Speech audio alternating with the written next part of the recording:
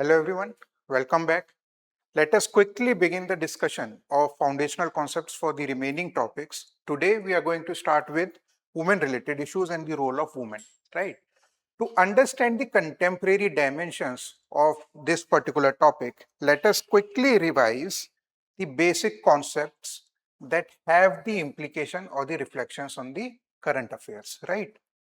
First one is about sex ratio. Now, what is sex ratio? Sex ratio is the number of females per 100 males in the population. That is, a balanced or a higher sex ratio reflects reduced gender bias and better survival of females. Now, how do we say that? Better survival of females essentially is because of better nutritional aspects, better healthcare facilities, and the changed mindset of the society. Those are the internal changes, right? Now, when we talk about the sex ratio, that is females per 1000 males, we have seen that overall sex ratio, the number of females is more than the number of males in India, which is not just because of the number of females born per 1000 male childs born, but also for various other factors. Second, we need to see is that the total number of females born is still very low compared to the overall sex ratio, right? Now, the increase in the overall sex ratio indicates couple of things. Those are inherent. First one is decline in the female mortality rates, improved maternal health care and institutional deliveries, better nutritional and immunization coverage, enhanced awareness regarding women's rights and welfare schemes. Right. Now, the overall sex ratio is improved, not because there are more females are born, but also because throughout their lifespan, we are able to provide better institutional support, better nutritional support, better healthcare facilities, and education is also one among them. Now, second one is demographic transition. Now, even when the number of females born are less, but the total number of females per 1000 males, the overall sex ratio, overall number of females is larger, it essentially means that there is high life expectancy for the females as compared to males, right? Next is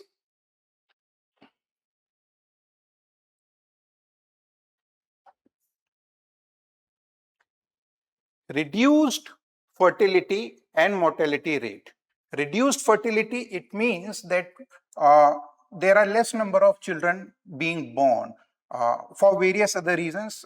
One could be the health related complications. Second could be the lifestyle choices that the females are making, or the young couples are making about the lifestyle choices, or the number of kids that they want to have. So that is also. Second one is mortality. Now, mortality rate is also improved, right? So number of females that are being born tend to live longer than in the gone years, right? Now, having said that, there is a regional variation or spatial disparities. First, that the overall sex ratio is not similar throughout the country. It is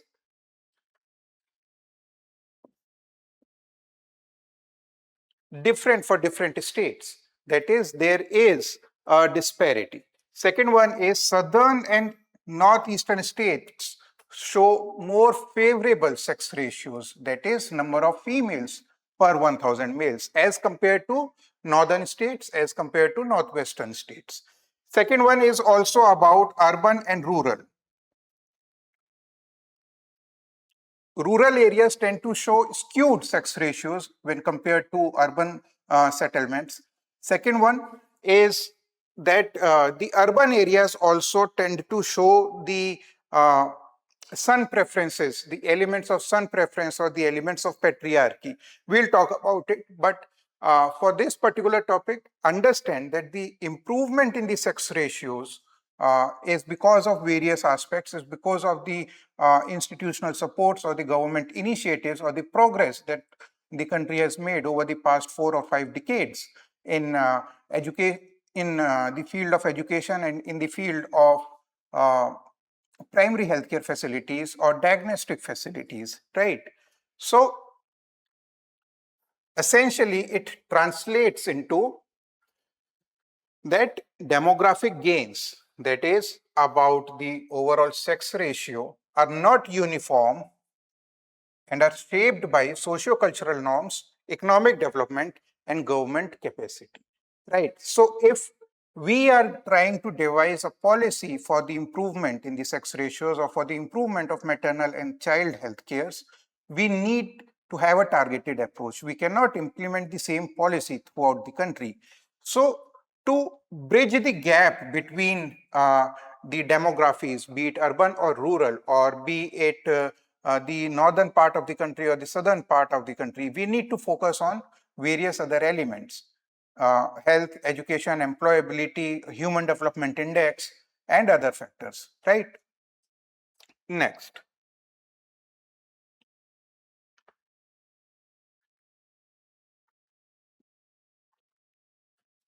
Concerns we talked about: continued son preference, sex selective practices, and gender bias operating at the pre-birth level. That is, again, the son preference or sex selective practices that the people are resorting to. Now, there are various other reasons for this, even in the educated elites, educated, urban, high class, or economically, financially well-to-do elites. They also are having the preference for son. Now, this could be for various other reasons. One, first of all, the nuclear families are uh, growing.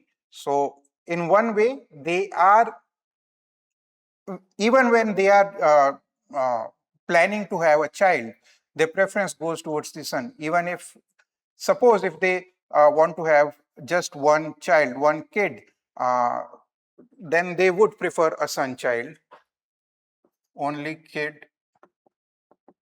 son,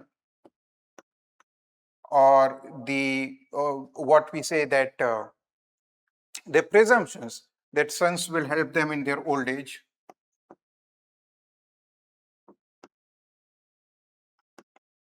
Third one is it is easier for upbringing.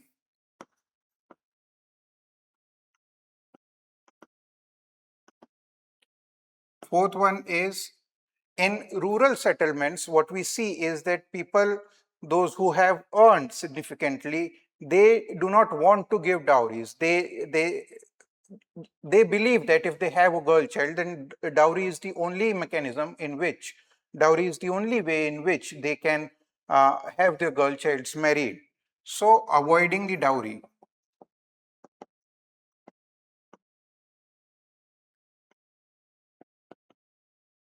or the land holdings, assets. They just want to keep the assets or the land holdings or the property that they have built over the years within the family setup itself, because they still believe that once the girls are wedded off, then they are not supposed to claim the inheritance from the father's side, right? So these are again the socio-cultural determinants, that patriarchal inheritance patterns, right? Perception of sons as old age security, presumptions, religious and ritual beliefs, and smaller family norms combined with son preference, that is, having the only kid. So there are various reasons for having the son preference, and the sex ratio at birth is still skewed, right? Now, in urban settlements, we have seen the growing role of technological misuse. However, not everybody is resorting to those technologies just to have a sex selective determination practices, but technology can be misused. That is the idea. Second one is the campaigns like Beti Bachao, Beti Padhao have improved the public discourse over the upbringing of the girl childs and how they could be better educated and how they could be made more skilled and employable up till a certain age, and why the girls should not be married at a very early age, at a very younger age. So those type of campaigns have also resulted in the positive outcomes, right?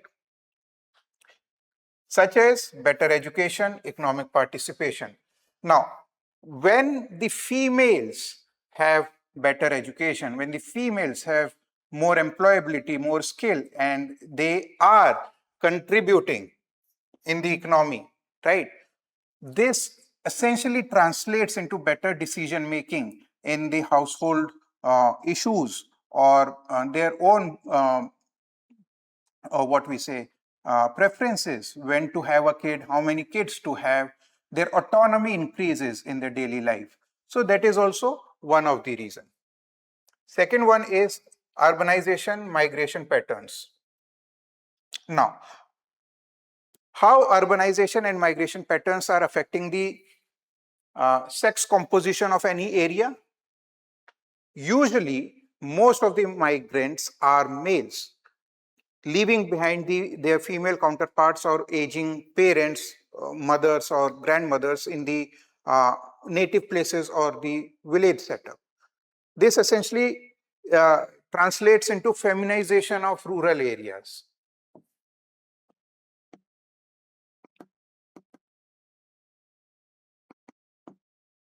Of age, feminization of rural areas, feminization of agriculture,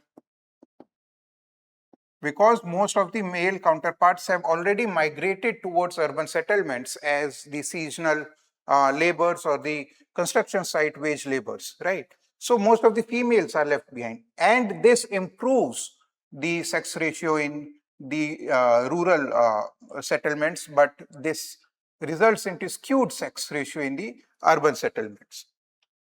Now, urbanization again is also influencing, because of the urbanization, because of the rising costs of living, or affordability of a lifestyle in the urban settlements is a big concern.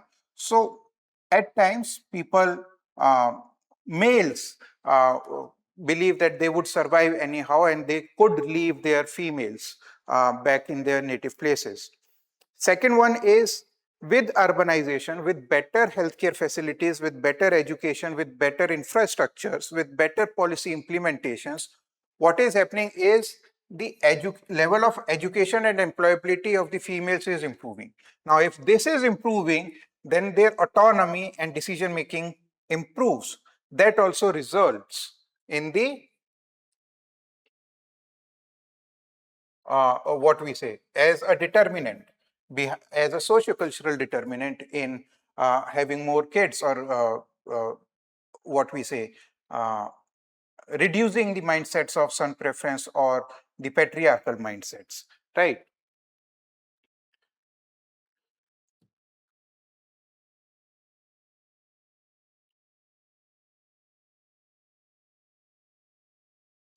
Next is mortality rate.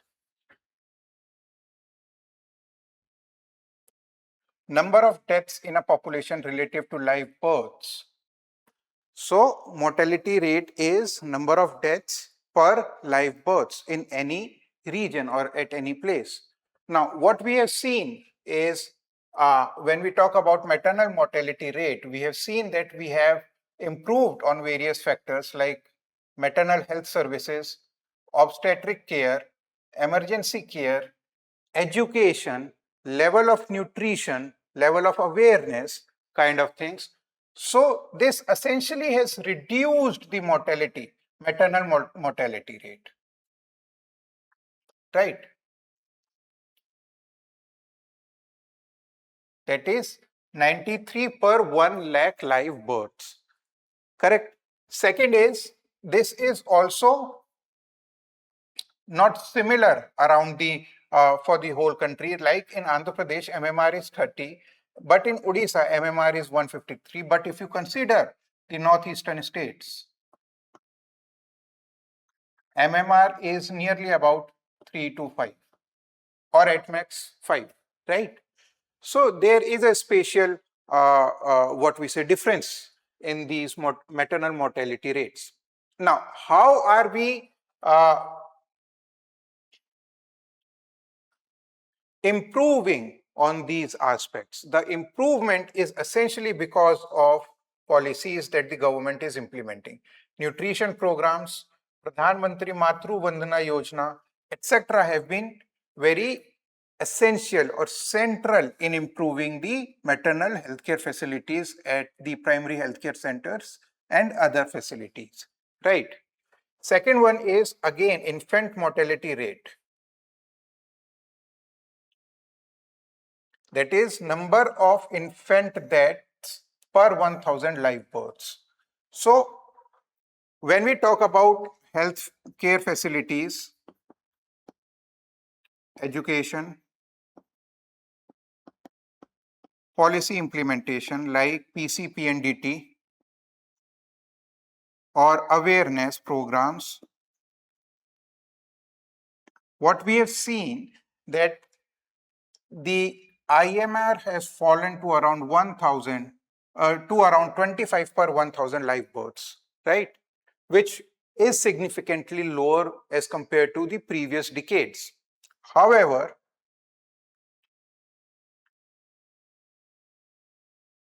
again, there is a spatial uh, uh, difference. Now understand why Chhattisgarh, Madhya Pradesh, Uttar Pradesh have higher infant mortality rate, but Kerala have achieved a single digit levels of infant mortality rate, essentially because of government policies over the years, which have helped in improving the education outcomes, literacy, better health choices, awareness, autonomy. Now, these choices are also affected by uh, the traditional and cultural norms, such as in the northern states, there is a high prevalence of patriarchy or joint family system or poverty, right? But in southern states, we have nuclear families,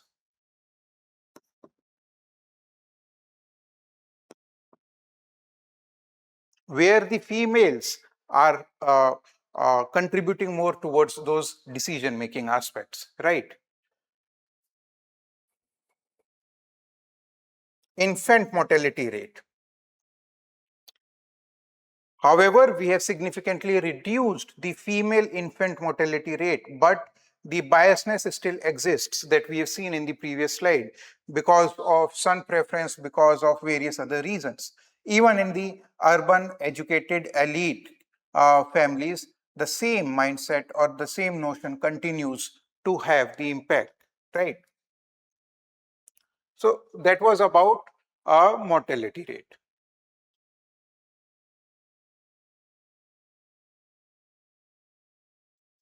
Adult female mortality rate essentially means that a female who is of the age 15, what are the probabilities, what are the chances that she will continue to live, or she will live at least up to the age of 60 years, right? So the ratio, the adult female mortality rate essentially means that how many of them are not going to live till the age of 60. In India, it is essentially about 122 deaths per 1000 females. That is, at least 12.2% of the females will not survive to the age of 60, right? However, when we compare it to the adult male mortality rates, it is still significantly lower. That is, there are chances that more males will lose their lives between the age of 15 to 59 for various reasons, such as diseases, accidents, other factors, and access to healthcare. Essentially means even if we have uh, lower number of females born or the less female childbirths, still we are having more aged females in our country. Essentially, when we were talking about the overall sex ratio, that is the reason. The overall sex ratio is we have more females per 1000 males when we talk about overall sex ratio because of these factors. The adult female mortality rate is still lower than adult male mortality rate, right?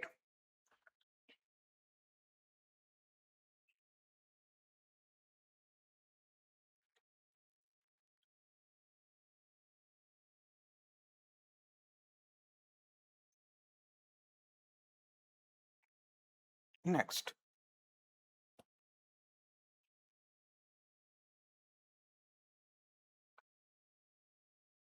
Now, women in India, health, education, employment, and political representation. Health, we just talked about it. The overall health aspects of females in India has improved in past 3 or 4 decades.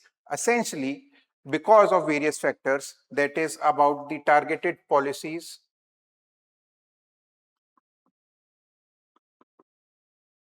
better education, primary health care,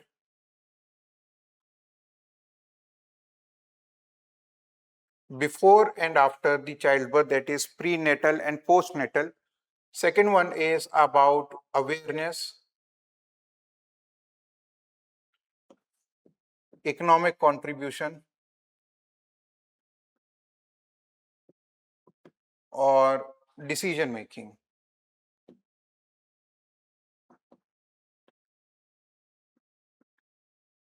right? Having said that, that the health and reproductive health outcomes have improved, but still what we see is that only 45% of the married women can make independent decisions, essentially because of the traditional and cultural norms in the country, especially in the northern part of the country, the perspectives of the joint family or the patriarchal mindset, endogamy, the caste is also one of the factor, and for other various reasons, right? Though we have declined the total fertility rate eh, up to the replacement level, right?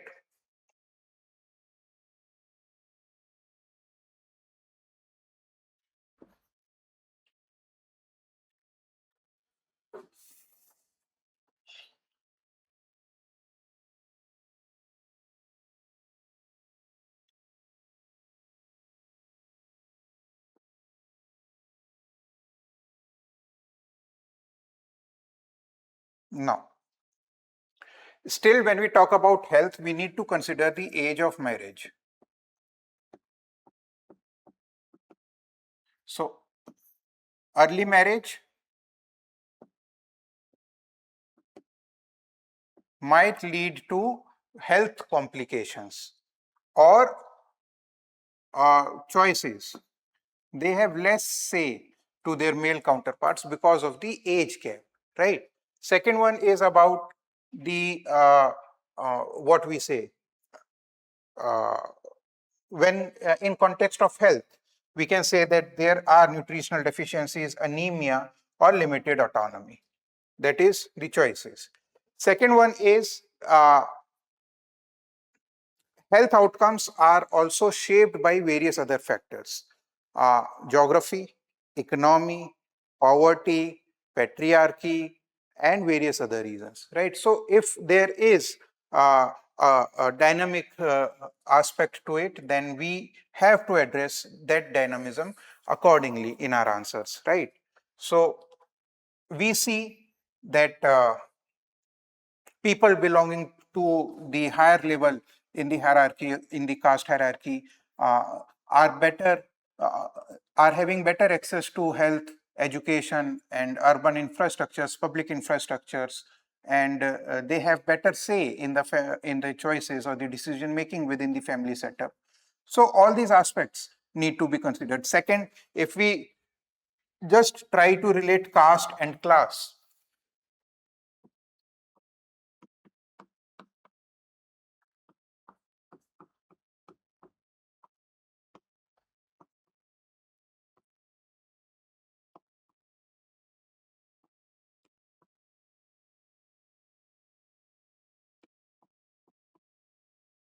and the cycle repeats itself, right? So there, when we say that women, that we have improved on various factors in India when it comes to health, education uh, uh, for females in India, then yes, we have improved, but there is still a significant gap on which we need to work, right?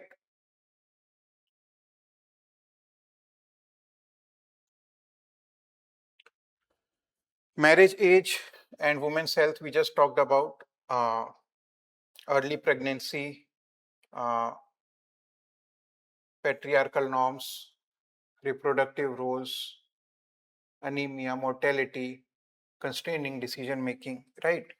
Literacy and education. Now, at the time of independence, the literacy level for females was just around 9%. But today, in the most recent estimates, it is around 65 to 70%, which is still lower than 80% for males, right? But we have to see that we have made a significant progress. And that can be included through enrollment ratio, dropout ratio, access to education, affordability, relevance. So whatever education that you are gaining is not just of the primary level or just the basic numeracy. It starts there, but the relevance of your education essentially contributes to your employability, skill, and choices, right?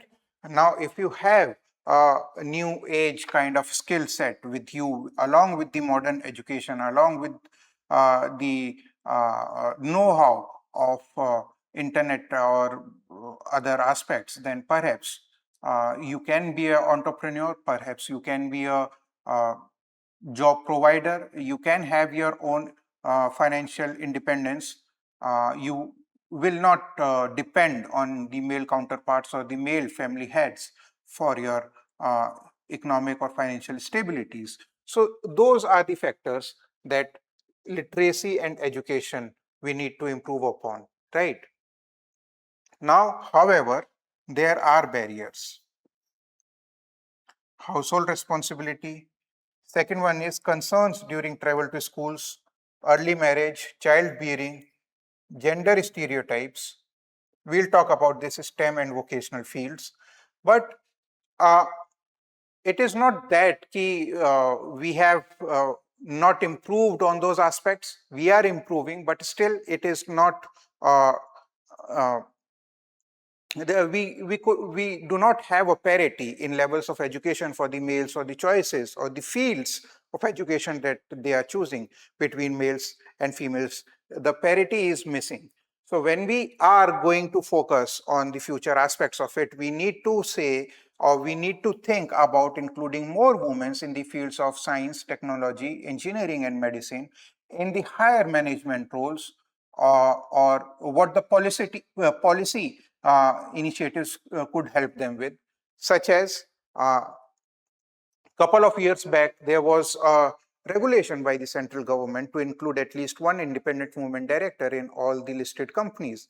So that has essentially led many companies to follow the regulations or to adhere to those kind of regulations or suggestions. Uh, this has created the ecosystem of having role models in the entrepreneurship side or on the higher management side, translating into more aspirations in the young females. Now, if they have more aspirations, they will try to acquire those kind of skills, those kind of literacy level, those kind of educational skills to reach up to those levels. That is how we can improve those aspects, right?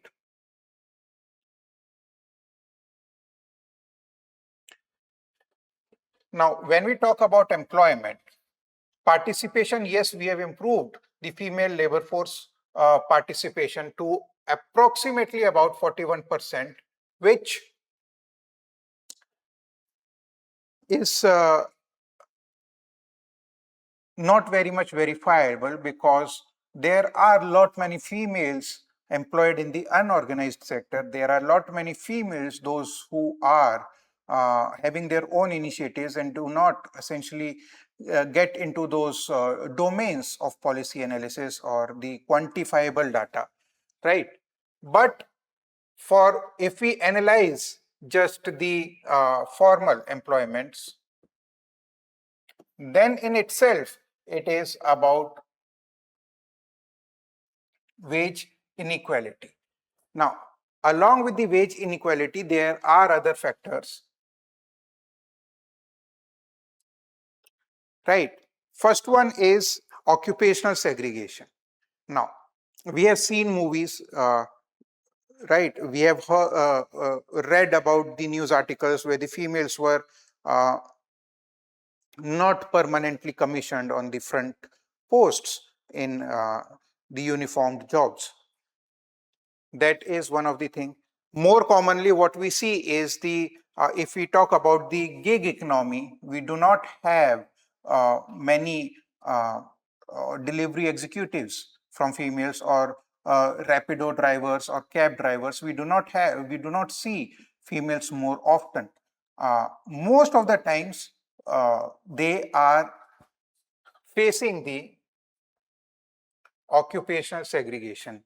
Essentially, either they are running a cloud kitchen or either they are having their own boutique being run through their own households, selling on platforms like Amazon, Myntra, or perhaps on Instagram also.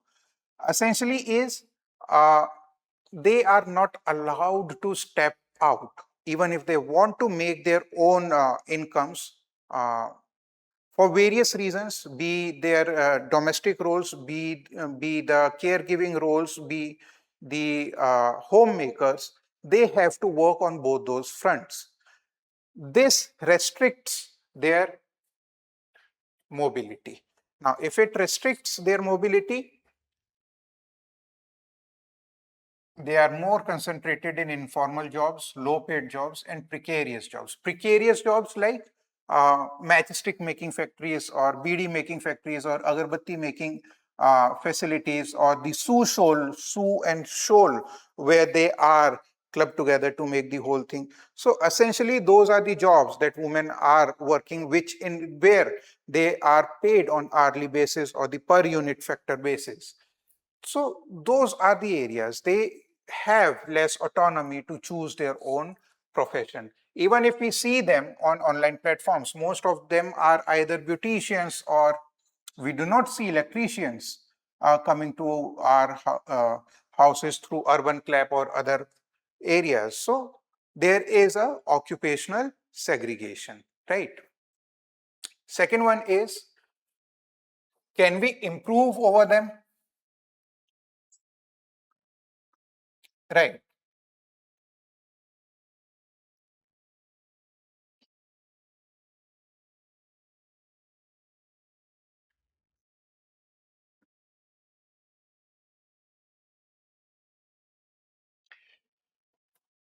So with improved level of education, with improved level of literacy, health, nutrition, and employability, skills and employability, we see that women are actually contributing towards more economic aspects of the country, right?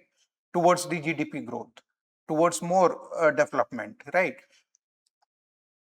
Having said that, what we see is not just in the formal sector, even if we work on those all aspects, the females are also improving on their own decisions, healthcare, nutritional, and bargaining power in the household affairs.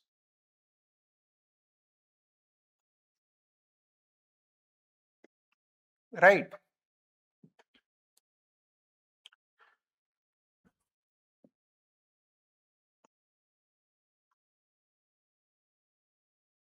Now, jobless growth in itself is a concern, or jobless graduates in itself is a concern. But when we talk it about in context of females, we see that even if they are graduated, even if they are having a degree in maths or science field or medicine field, they do not have the access to formal employments. Even if they have the access to formal employments, there is wage disparity or glass ceiling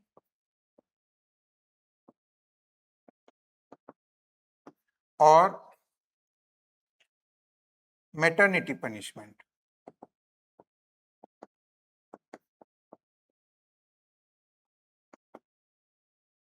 which essentially keeps the labor force participation low, right?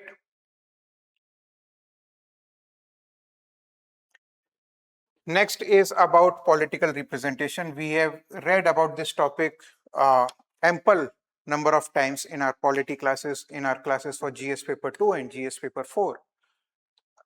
What we mean to say is that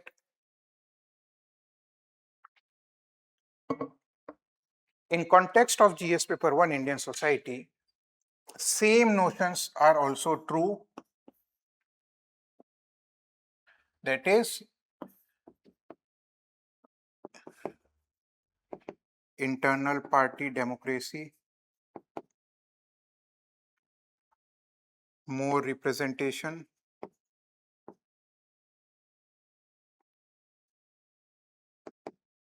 elected leaders if females, better policy making and implementation.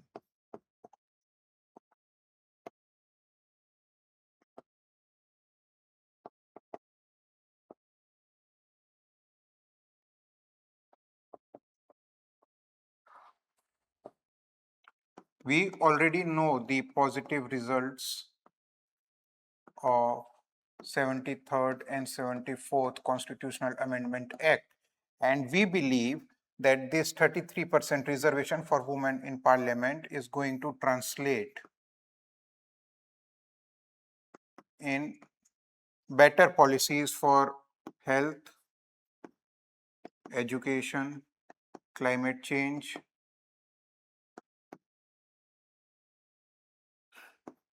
gender issues,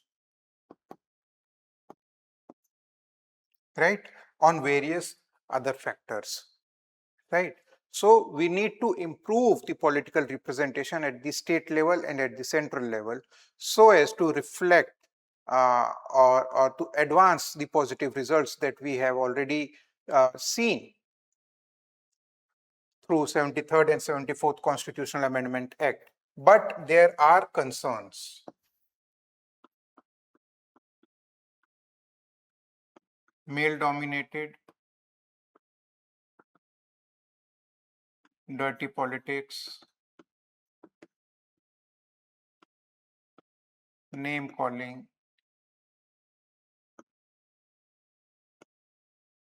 and for various other terms that we have seen in the present times of digital era and AI era, be it morphing or creating the fake videos or maligning their image or social media trolling. So this essentially makes females more apprehensive or reluctant in joining the active politics. However, the social media platforms has also provided them with the anonymity or with the strength to voice their opinions. But being in the active politics is altogether a different, more laborious task. Uh, and that is how we need to improve on those aspects, beginning with 33% reservation for females, right? Next,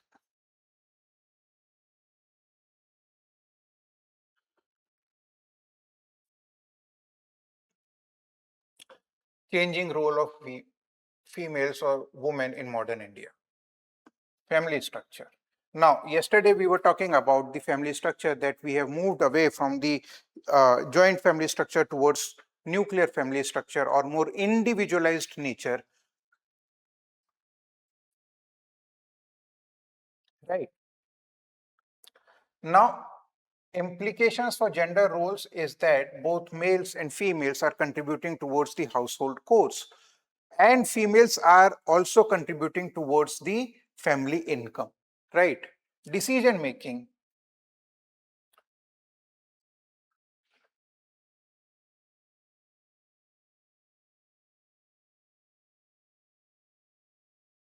in urban areas, such as dual income households, right? So what it essentially is saying is that the level of education, level of healthcare facilities, level of skills and employability uh, has improved the autonomy of the females, along with the legalistic aspects, better laws, better implementation of laws, judicial pronouncements, changes in the nature how the society is thinking, and needs and demands of the urban lifestyle. So with the high rising costs of urban houses or the rentals, high rentals or high transportation costs or other lifestyle choices, that is also making the family structures more dynamic in nature, right? Redefining gender roles. So earlier it was a mindset that male is a breadwinner and female is a caregiver. Now this set has reconfigured, and females are increasingly negotiating their roles, being more assertive in their demands because of the education and employability and awareness. And again,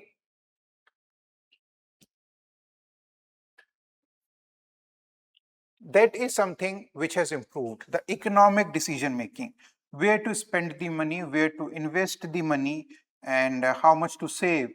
So all these decisions earlier were used to be made by the male counterparts, and now the opinions of the females are also being considered, especially more so in the urban and peri-urban localities, in the nuclear family setups.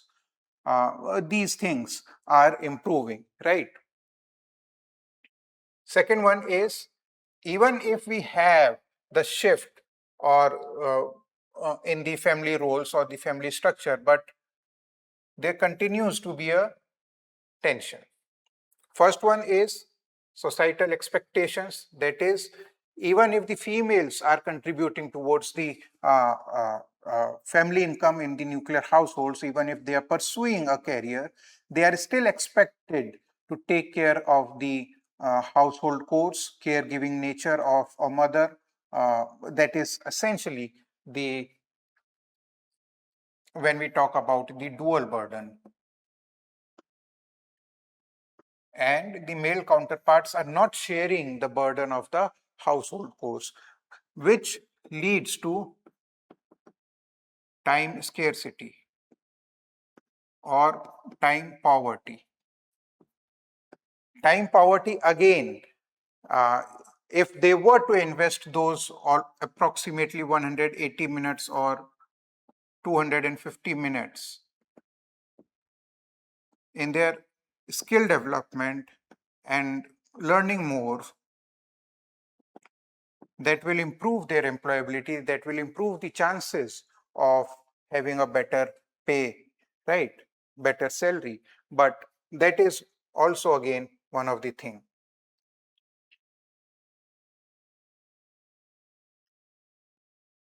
Education we have talked about.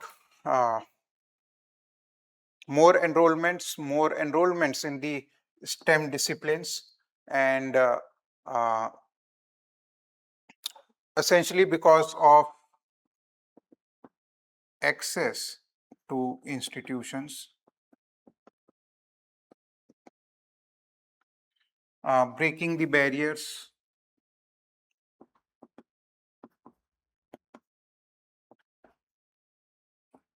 that is moving away from the patriarchal mindset or moving away from their native hometowns just to pursue the higher education or the employment prospects.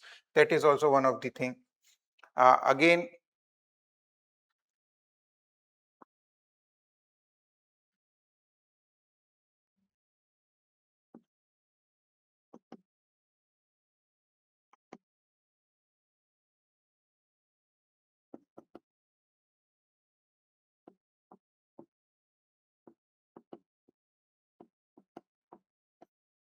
now just try to understand this key.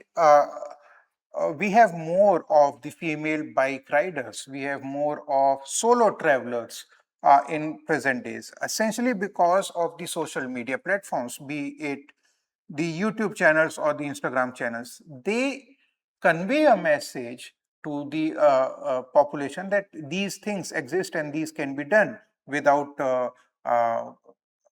what we say hampering or limiting those aspirations. Now, if those things are happening, that essentially generates the aspirations in the younger lot, not just about education in healthcare, science, and research facilities, but also to pursue career in the fields which are not considered very rewarding, be it a wildlife photographer or a fashion designer, a fashion photographer, model, or somebody related to the hospitality sector, or someone related to a lifestyle blogger or solo traveler, destination food blogger. We have seen lot many girls coming up with those kind of initiatives, and this has resulted in improving the the skewed mindset of the generation, and actually helping towards a transition, right?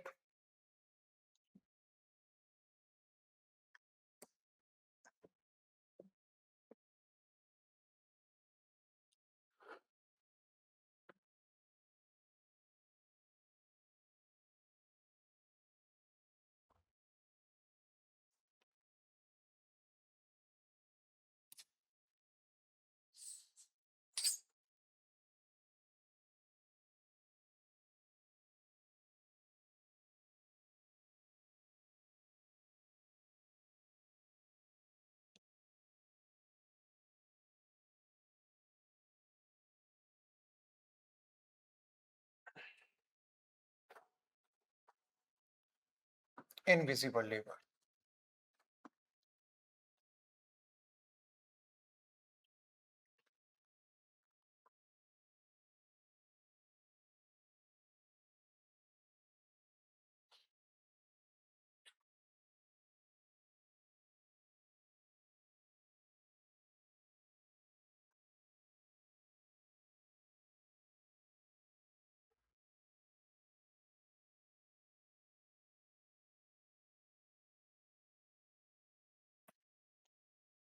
Right.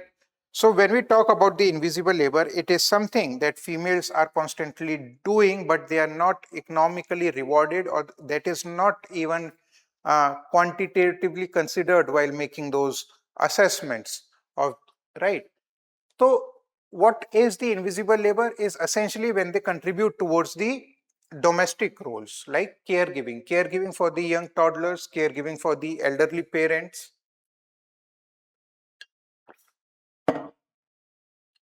right?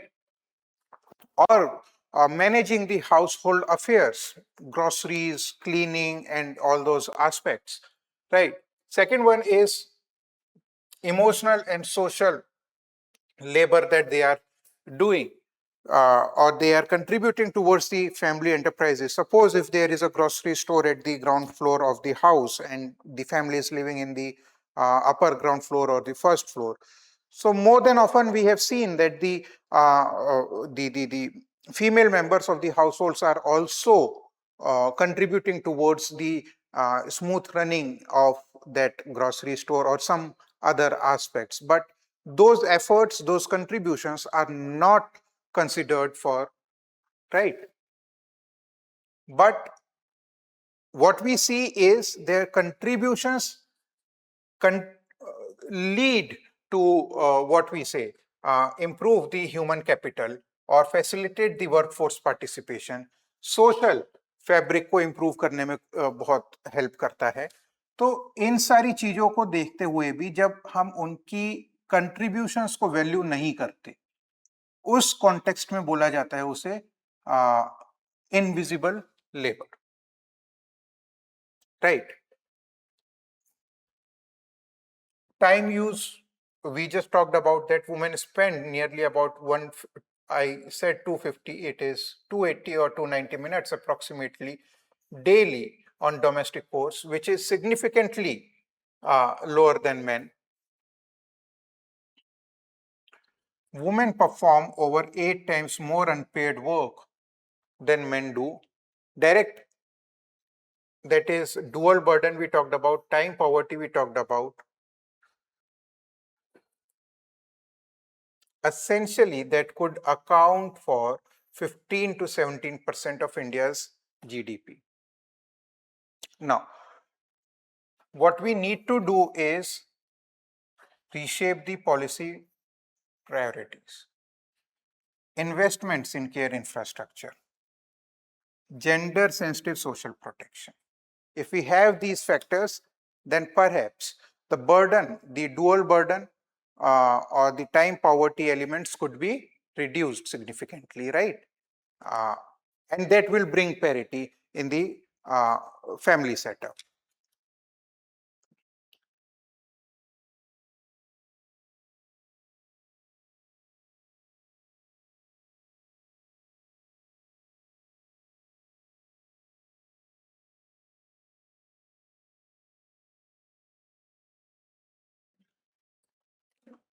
Dual burden, barriers.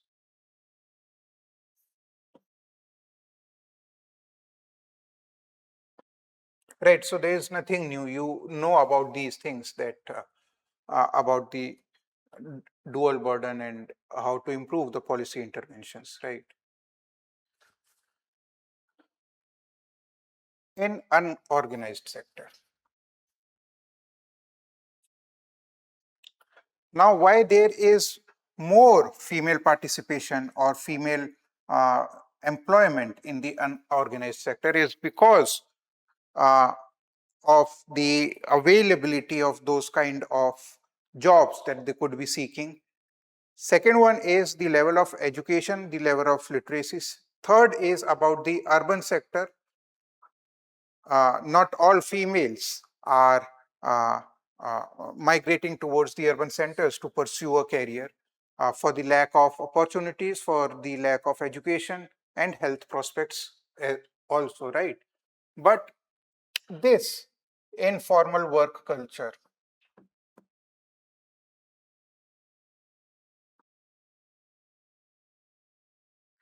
is because of limited access to education and technical skills, patriarchal mobility restrictions.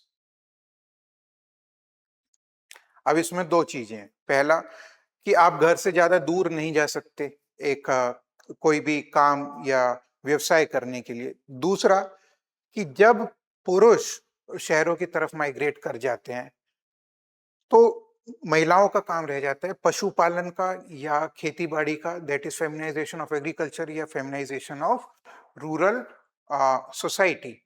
So that is essentially a patriarchal mindset. And they are relegated to nearby work or the home-based work, essentially. That is Pashupalan. They are rearing the animals, milching cows and buffaloes, and they are more associated with the sell and purchase of milk, butter, ghee kind of activities, right? Marriage.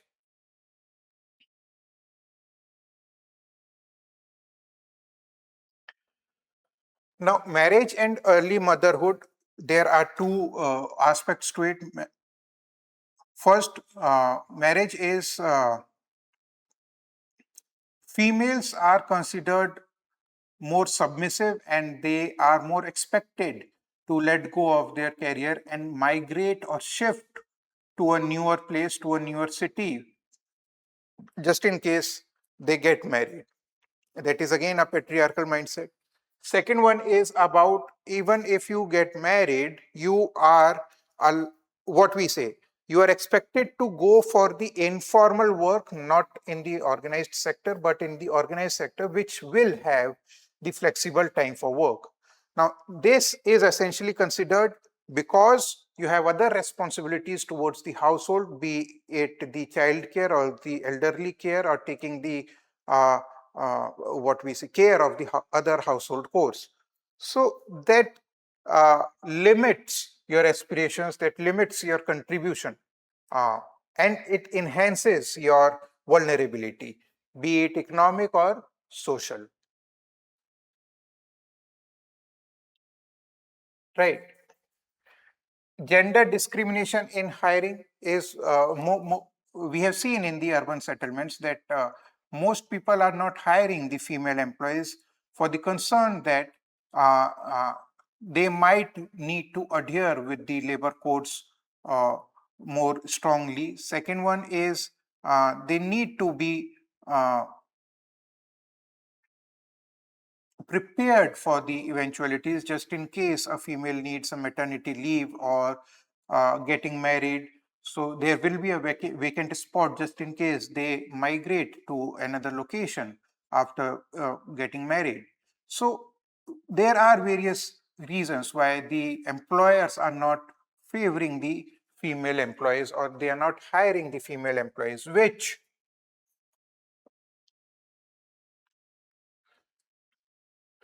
pushes the woman towards the informal sector or the unorganized sector.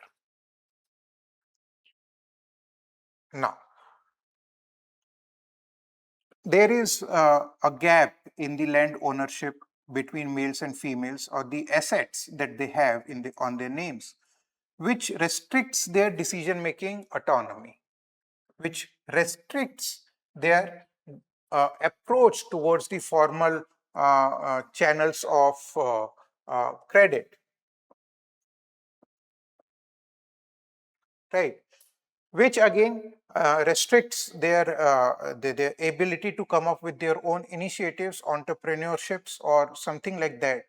And again, they are pushed towards the unorganized sector, towards the informal sector, right? Health risk musculoskeletal जैसे बीड़ी बनाना या बैठ के बहुत सारे एक ऐसा task जिसके लिए कांस्टेंट फिजिकल मूवमेंट की या एक प्रॉपर पोजीशन पोस्चर की जरूरत होती है and they continue to work for longer hours without a break during a course of time when they do it for longer periods for many years, so they develop those musculoskeletal issues. Second one is dying industry हो गया या शू factories हो गया, chemical industries हो गया, वहां पे उनकी हेल्थ पे ज्यादा इम्पैक्ट आता है.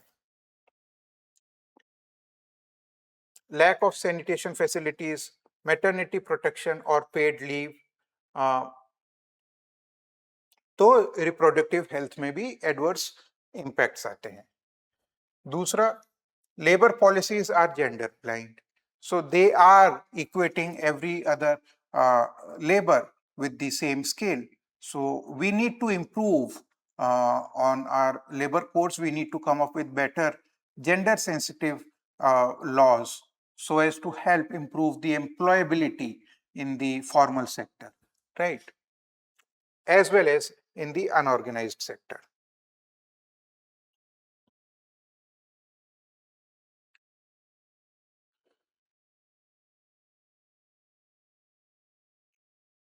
Now, When we talk about social protection, we have seen that the maternity benefits are available through laws and those are actually implemented in the formal sector companies, but still there is a gap.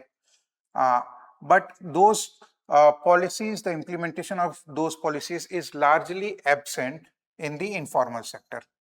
That is, nobody cares what are the needs and requirements of those females working in those factories and uh, other areas, right? Health insurance is again largely absent in the informal sector, but we have other kind of insurance schemes such as Ayushman Bharat or health schemes through which they can uh, uh,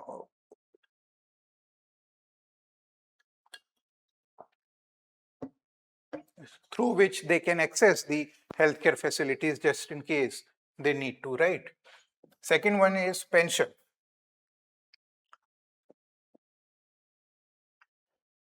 When So that is true for both males as well as females, but it is more aggravated in case of females that the pension schemes are not available for the employees in the informal sector, in the unorganized sector. So government is coming up with those initiatives. We have seen the initiatives for the street vendors. We have seen the initiatives for other people in the urban localities, but we need to think at the pan India level. Second one is in the informal sector, the written contracts are absent, which essentially paralyzes them or restricts the bargaining power.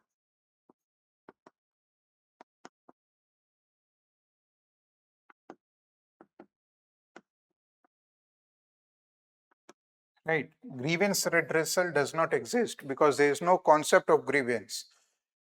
So every time you approach the employer with a grievance, he says, at least you are employed. If you want to continue to work in this setup or in this factory uh, or a manufacturing unit, be it a textile unit or a shoe making factory, either you fall in line or you can switch the job. So there is no concept of grievance redressal. They do not even understand what the grievance is, right? So what we have essentially created is we have essentially created the economy, formal, informal, full of grievances,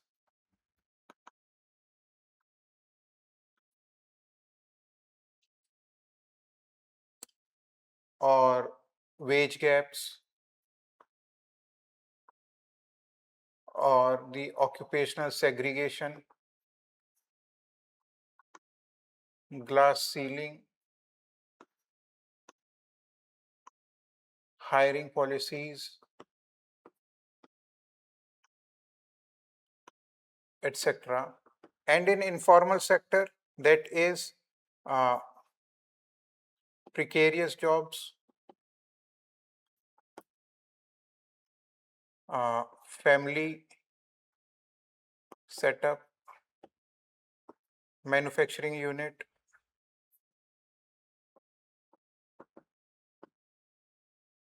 factory,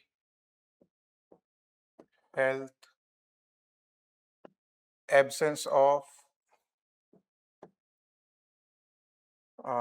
policies और जो थोड़ी बहुत policies हैं भी है उनका इनएडिक्वेट implementation,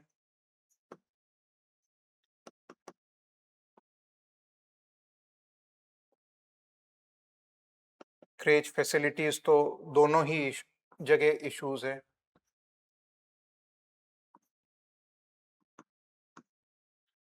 paid leave, maternity benefits,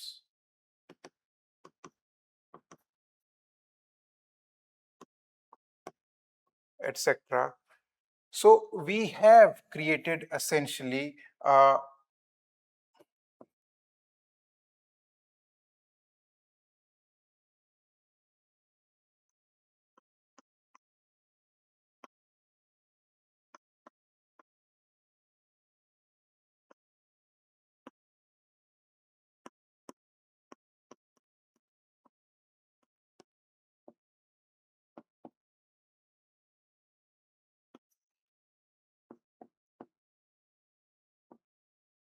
rather than empowerment and dignity.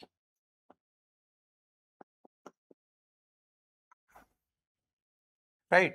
So we have uh, uh, what we say made it a survival economy. We have not empowered the females. We have not empowered the females to the expected levels. We have not improved their decision making. We have not improved their life choices. We have not even improved their financial autonomy or decision making authority within the household setup. We are simply uh, keeping them alive in a very undignified manner. In the informal sector, in the unorganized sector, these things are true for both males and females, but the things aggravate or uh, what we say, it goes to the next level when we talk about the females. So poor sanitation facilities, poor ventilation and other cleanliness facilities, uh, or menstruation leaves or paid leaves kind of thing. So the things are very harsh for the females in the informal sector, and we have essentially made it as a survival mode. Most of the females are just working for the sake of working to have handful amount of peanuts. Uh, Neither it is a very substantial amount to contribute towards the family income, neither it is something that can provide them with dignity and empowerment or better nutrition or better educational facilities for the younger generation in those households. But it is a survival economy. People are simply doing jobs just to just to meet their ends, right? And nothing more than that.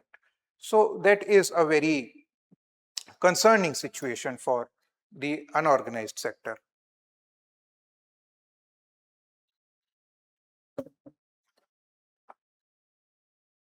Right.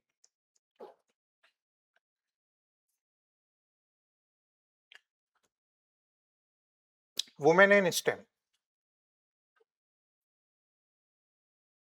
Right. So STEM is science, tech, engineering, and medicine. Right. So we have seen that the females are choosing to enroll for these educational domains, and the enrollment in India is above the global average. That is, in India, the overall STEM graduates is 35% and the global average is 30%. Out of these STEM graduates, just the engineering is nearly 28 to 30%, which is again, when we talk about the females, is concentrated in certain branches. So females are we see less females in aeronautical engineering or in chemical engineering or in mechanical or civil or electrical engineering, and they are more towards IT engineers or other sectors, right? Second one is when we talk about the emerging tech uh, or AI, less than 20% of the females are choosing those career paths, and there is a significant gender gap. Now, why it is that? Because of the various reasons. That is, they find it perhaps hard to compete in that highly competitive market of AI and other prospects. And they feel that if they pursue a more accepted domain or they pursue other fields, then their employability considerations might improve.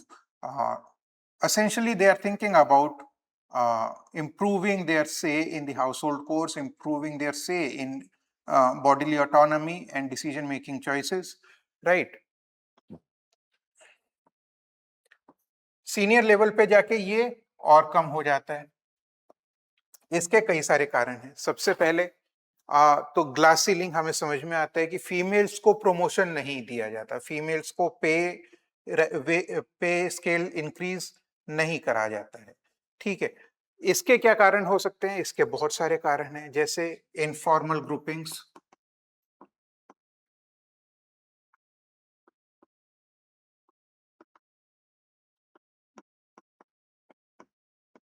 old boys club or maternity punishments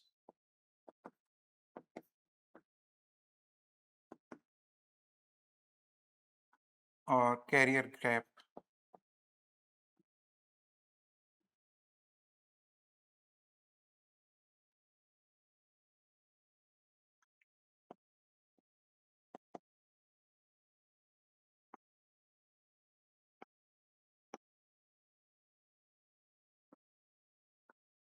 Or they are not considered competent enough for those roles, kind of things, right?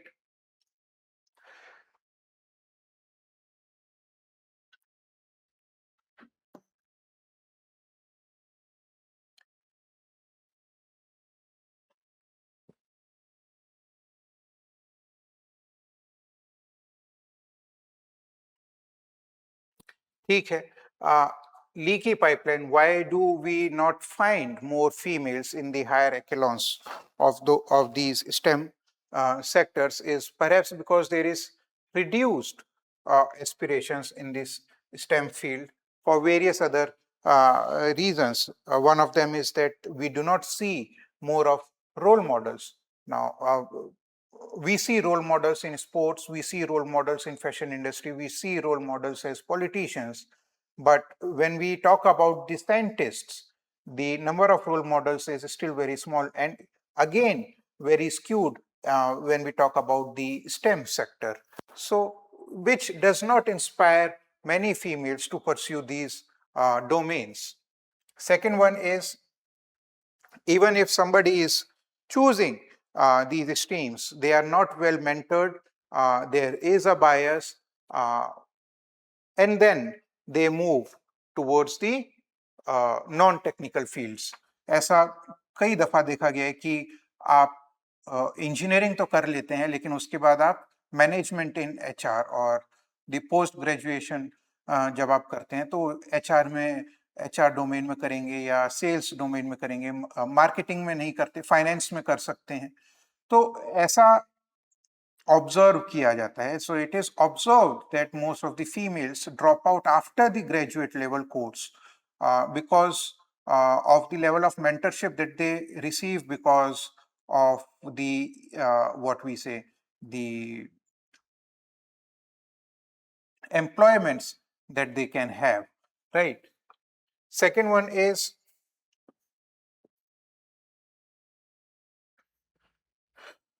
in the early years of your employment, what we see is that there is a lot of time that you need to contribute towards the professional life. So that lot of time essentially takes toll or is not balanced against the family time. Perhaps that is the age where you want to get married or you want to have kids or you want to go for a vacation or you want to pursue a hobby that you have suppressed for 10 long years right after your class 12th, or perhaps something that you were not able to do. But those long durations that are the demands of the professional life makes you take an exit from those fields, from those professional aspects, right? Post maternity, we understand leadership stage, glass ceiling, networking barriers, we understand. So we have a leaky pipeline, and there are at various stages we see that the girls move out of these STEM sectors or these domains.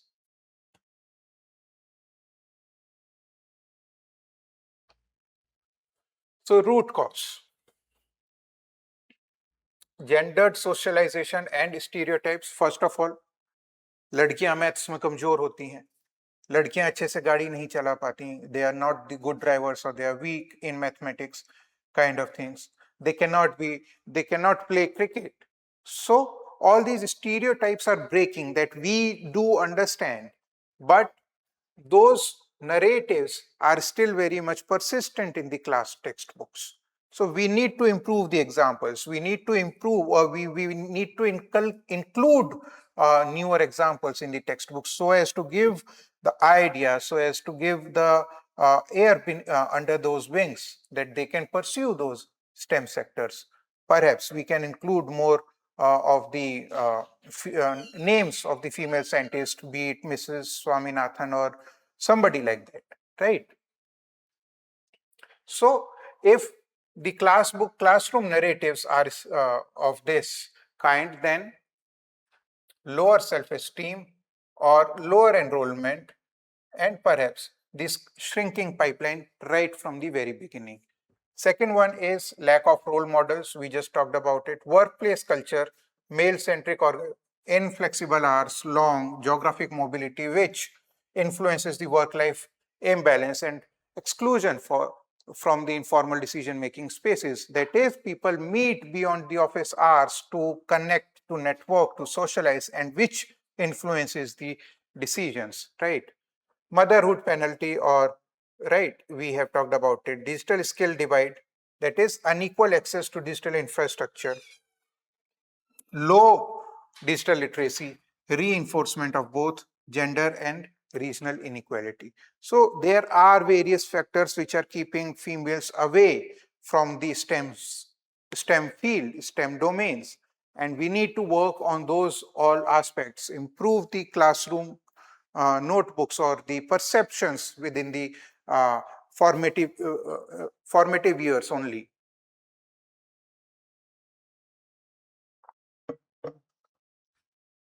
right?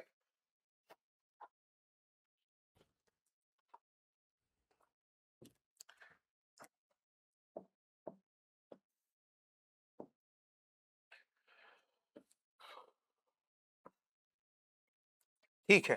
So these were the most talked about aspects for past couple of years, that we were talking about the informal sector, uh, unorganized sector, STEM sector, uh, females ka health, education, decision making within the home setups, uh, और क्या चीजें हैं, जैसे political representation हो गया.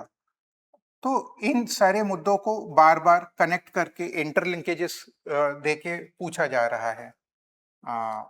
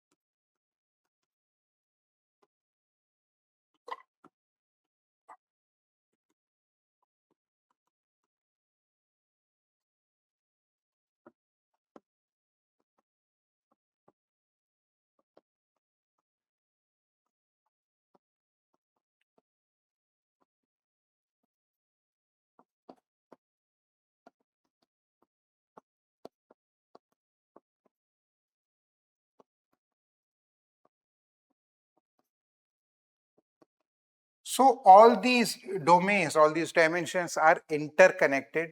Just read the questions properly. They will specify few of the keywords. Uh, Also focus on the command of the keyword, whether it is explain or examine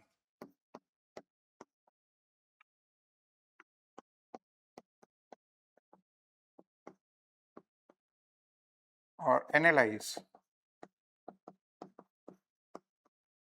Now, yesterday only we were evaluating the copies of the students, those who have written in past couple of days.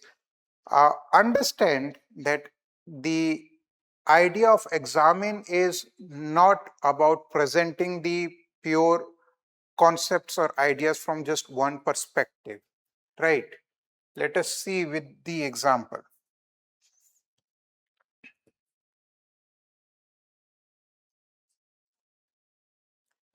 Understand this thing. Examine, gig economy, process of empowerment, women in India. 2021 question, right?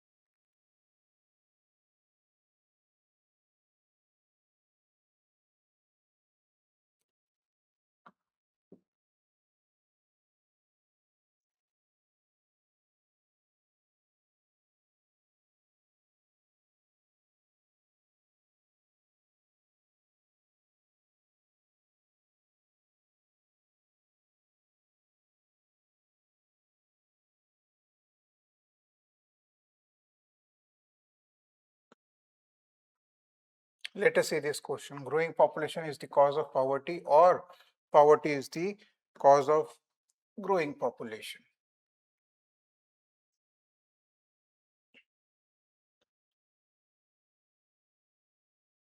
Right. When we when the question is asking about examine,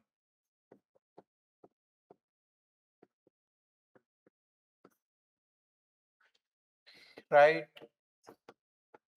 both the perspectives and substantiate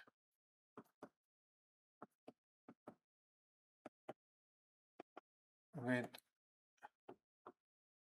relevant facts, data, and examples. Right. So the question was about the causality. So population causes poverty, pressure on land and resources, dependency ratio, lower per capita income, public services, urban crowding, and unemployment. So we have covered different aspects: urbanization, government policies, pressure on land and resources, dependency ratio, that is the social aspect. Then economic aspect, we can also write that uh, just because there is more population, people will be more susceptible to the lower wages, right? Uh, Keeps the wages low because there is the high availability of labor.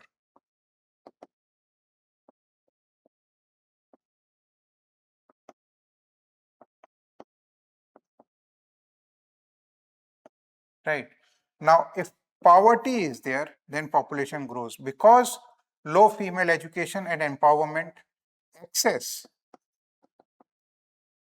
to uh, maternal health cares,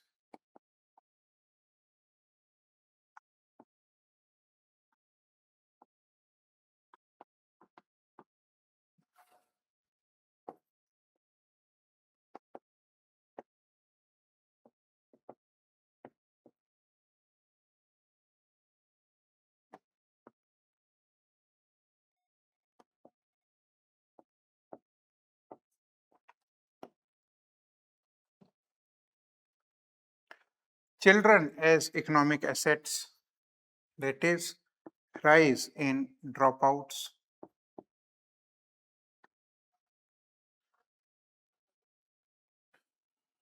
higher infant mortality, then again more births. That is, if we are going to have more than 4 or 5 children, then at least 2 or 3 of them will live enough to help the family incomes, right? That is the notion that the poverty leads to.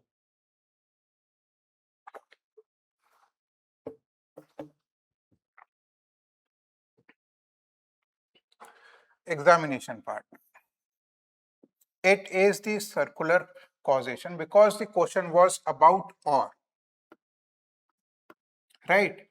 Essentially, we says that both the aspects are true. That is, population rise is contributing towards the increase in the poverty, and increasing poverty is contributing towards the population growth. Both the things are correct. That is what we are examining. And what we need to do: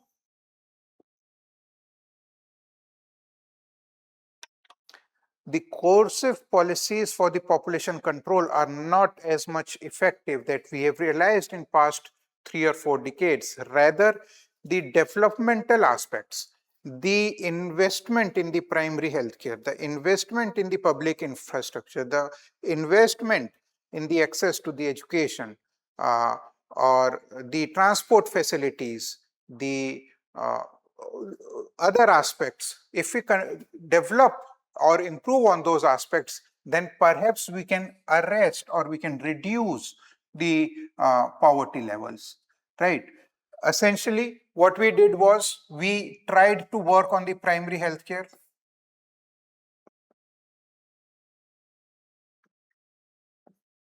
Primary healthcare reduces the out of the pocket expenditure of the marginalized sections of the poor, such as the poor or the not so well-to-do families. Now, if the out of the pocket expenditures are reduced, right, where that surplus money will be utilized, it will either be utilized to either move to a better place or to migrate to the urban settlements, or to have better educations, or to invest. बहुत सारी चीजें होती हैं जो आप घर में invest करते हो भाई। आपके पास एक लिमिटेड अमाउंट का पैसा है, अगर आप वो बीमारी के इलाज में खर्च कर रहे हो, then you will think about how to have the internet connection, high speed internet connection, or to have a smartphone. Now, if those out of pocket expenditures are reduced in context of the health, then perhaps in after making few savings, you will buy a smartphone or a gadget, or have an internet connectivity, and you can help the young children to get the better level of education. So उस type की चीजें बहुत सारा impact करती हैं। जैसे आप थोड़ा थोड़ा करके पैसा अगर बचा रहे हो, तो आप उसे खर्च कहाँ करोगे? आप खर्च करोगे बेहतर खाने में। आप फ्रूट्स पे, वेजिटेबल्स पे, पल्सेस पे, लेंटिल्स पे खर्च ज्यादा करोगे, just not just on oils and other essentials, grains, wheat, rice and dals. तो उससे आपकी न्यूट्रिशनल वैल्यू इंप्रूव होगी, न्यूट्रिशनल एस्पेक्ट इंप्रूव होगा। Now if you have better, आप उसमें एक चीज और कर सकते हो, जब आपका वो पैसा बचत हो गई उस पैसे की, तो आप क्या करेंगे? आप उससे कुछ स्किल जनरेट करना चाहेंगे। You will enroll yourself to any skill development program, or you will learn through online channels. Just by having investment in the primary healthcare facilities, we improved on three aspects: the level of education, skill development, and nutrition. Now, education, skill, nutrition improve हो गई, आपकी employability improve हो जाएगी, आपका बेहतर employment हो गया, आपकी wage या आपकी salaries increase हो जाएंगी। This essentially reduces the poverty cycle. तो हर चीज में यही, ये just for the understanding, not for this particular answer. तो breaking the cycle needs investment in the human development. Human development में आपके targeted policies भी होनी चाहिए, जैसे immunization scheme है, या nutritional scheme है, या girl child education की scheme है, या प्रधानमंत्री Awas Yojana kind of scheme है, रोजगार है, स्किल इंडिया मिशन है, इस टाइप की स्कीम से। Now these schemes are not just what we see on the surface level or on the face value, but they go deep.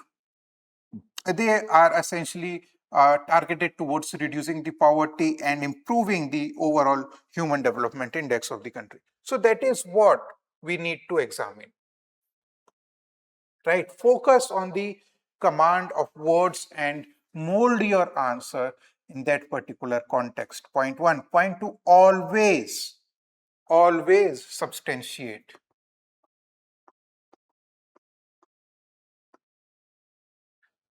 Any particular aspirant writing 5 points with no substantiation scores low than the other aspirant who writes 3 points with the relevant and correct substantiation part. With substantiation, we mean data, facts, examples, government policies, research papers, or policy directions through the think tanks like Niti Aayog, etc.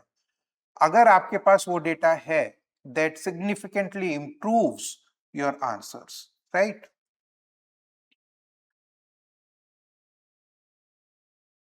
अगली बार जब answers लिखेंगे तो इस नए mindset के साथ लिखेंगे, improved answers लिखेंगे। पॉवर्टी, पॉवर्टी समझने की कोशिश करते हैं। पॉवर्टी से रिलेटेड कई बार बहुत सारे क्वेश्चंस आ चुके हैं, आते हैं सोशल कॉन्टेक्स्ट में।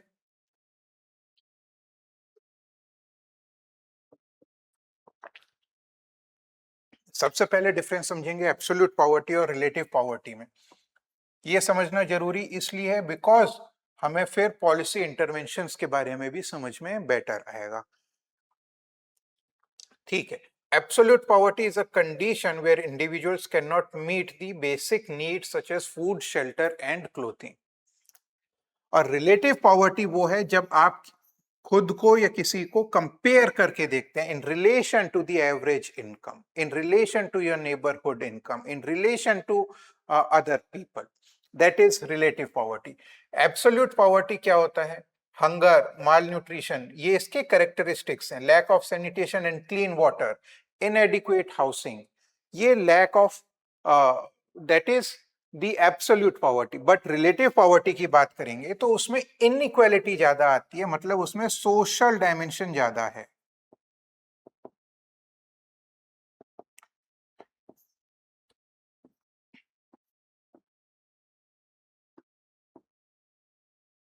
राइट. एब्सोल्यूट पॉवर्टी को food grains, direct income transfer, public health, nutrition, basic housing क्या है? यही तो है.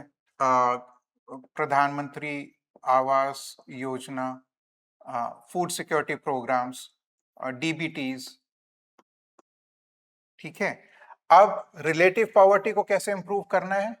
इंक्लूसिव ग्रोथ पॉलिसीज, जैसे there should not be a gender bias, there should not B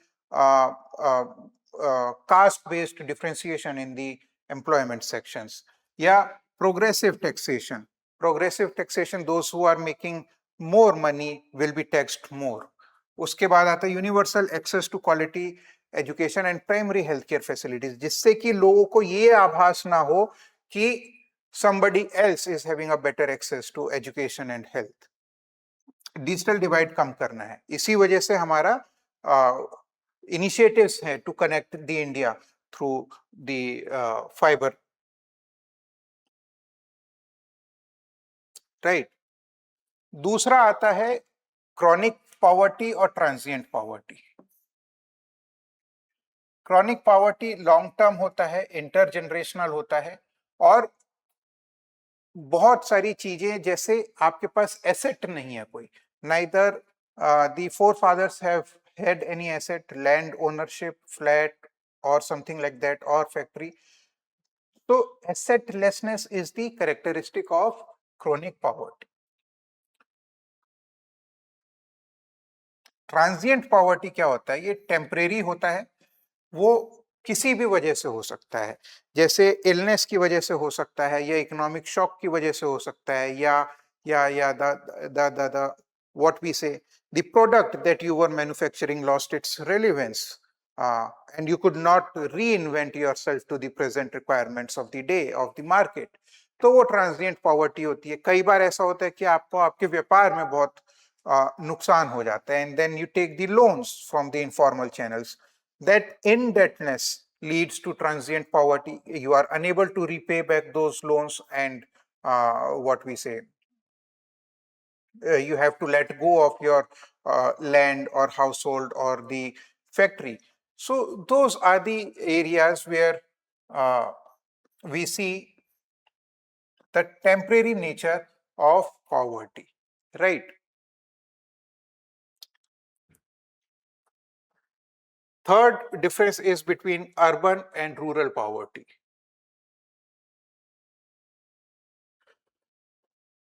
Urban poverty is essentially because of informal employment and inadequate or poor living conditions, right? जैसे slums की overcrowding हो रही है because of the migrants. Migrant vulnerable हैं, informal और gig economy में ज़्यादा contribution है. रूरल पॉवर्टी में क्या होता है कि लैंडलेसनेस एक चीज होती है, एक सीजनल अनएम्प्लॉयमेंट होता है, जैसे कि you are not employed round the year, वो वाली चीजें होती हैं. इसके पॉलिसी इम्प्लीकेशंस और पॉलिसी रिफॉर्म्स अलग टाइप के हैं.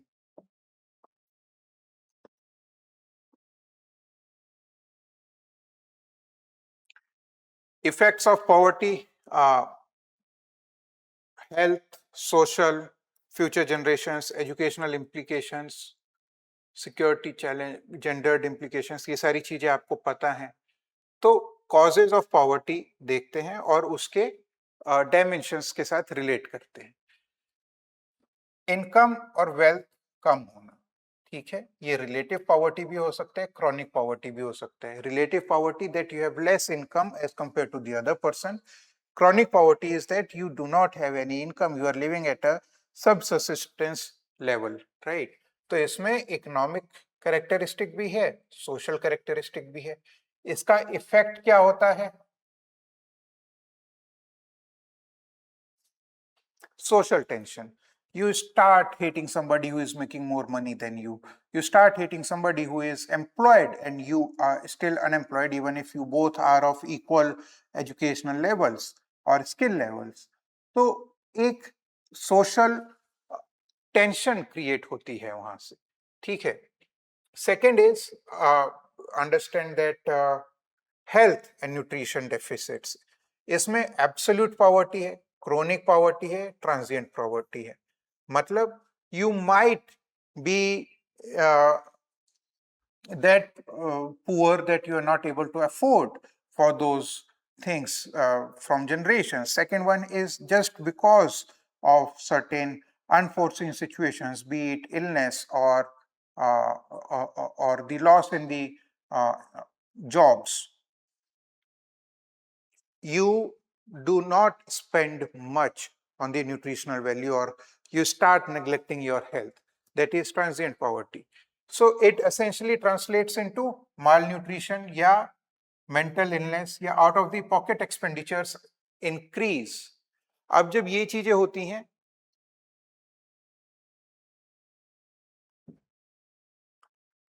तो out of the pocket spending बढ़ जाती है. Now when we talk about these things, we are not talking about the generational aspect, but about the average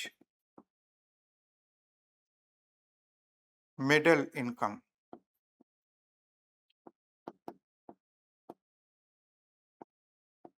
bracket. It's easier to move out of the poverty, and it is far more easier to fall back into the poverty trap for various reasons.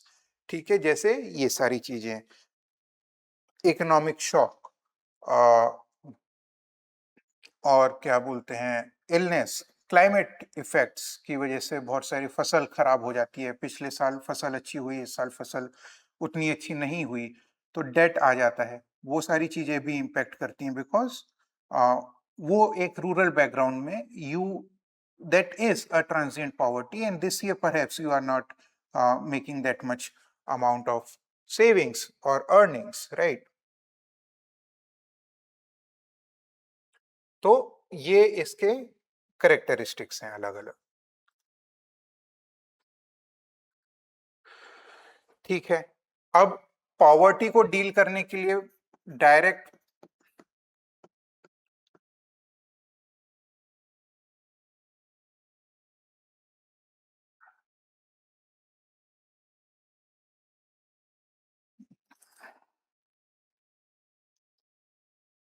Interventions interventions in health, जैसे nutritional, maternal health और child mortality को improve करने के लिए अगर हम पोषण अभियान चला रहे हैं, या प्रधानमंत्री मातृ वंदना योजना है, या आईसीडीएस है, या आयुष्मान भारत है, these initiatives provide a protection against health shocks, reduces the out of the pocket expenditure, breaks intergenerational poverty. Now अब ये इन चीज इंप्रूव हुई तो you yourself will be investing that saved amount in better ways. Second one is education. समग्र शिक्षा अभियान, mid day meal scheme या PM पोषण अभियान जैसे अभी बोला जाता है. तो what are these targeting? These initiatives are targeting students to come to school. Once they come to school, they will receive a universal access to education. There will be more enrollments in the schools, more retention in the schools just by making the midday meal plan, right? So students are coming to school. Second is, once they attain that level of education, their employability chances increases or enhances significantly, right? Standard of living कैसे improve करी जा सकती है, sanitation, drinking water, electricity, cooking fuel, इन सारी चीजों पे अगर जोर दिया जाए, जैसे cooking fuel, now why were we providing the gas cylinders instead of the coals and dried woods, to improve the access to cooking fuel. इससे क्या होता है कि your health is not impacted by those carbon emissions. Now, if your health is improved, health improve करने के लिए sanitation है, better स्वच्छ भारत अभियान हो गया, हर घर शौचालय हो गया, हर घर जल नल जल वाली स्कीम हो गई, ड्रिंकिंग वाटर सप्लाई, इलेक्ट्रिसिटी दे दिया। इससे क्या होगा, हाँ, स्वच्छ भारत मिशन, हर घर जल, सौभाग्य स्कीम प्रधानमंत्री, to improve sanitation, reduce multidimensional poverty index को रिड्यूस करने में हेल्प करती है, because there are various factors, it improves health, once your health improves, you are better employed, you will get better jobs or better wages if you are contributing more. तो targeted approach है, every other scheme of the government targets one specific domain, essentially targeting the poverty, right?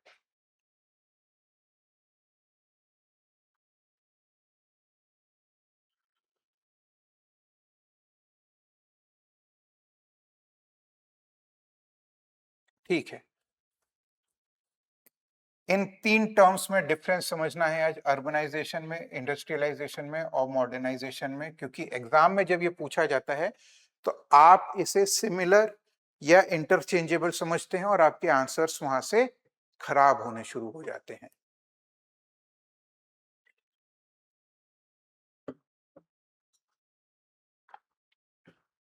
What is urbanization? Urbanization is simply the concentration of population in towns and cities, making a shift from the urban settlements towards the making a shift from the rural settlements towards the urban settlements, right? Industrialization क्या है? Transformation of agrarian economy into the manufacturing or the industrial economy. Modernization is about the thought process. It is a transition from traditional to rational, secular, and technologically advanced societies. Now, rational, secular, technologically advanced societies can still be rural in nature. उसका urbanization से link नहीं है, but more often it is observed that urbanization and industrialization and modernization go together.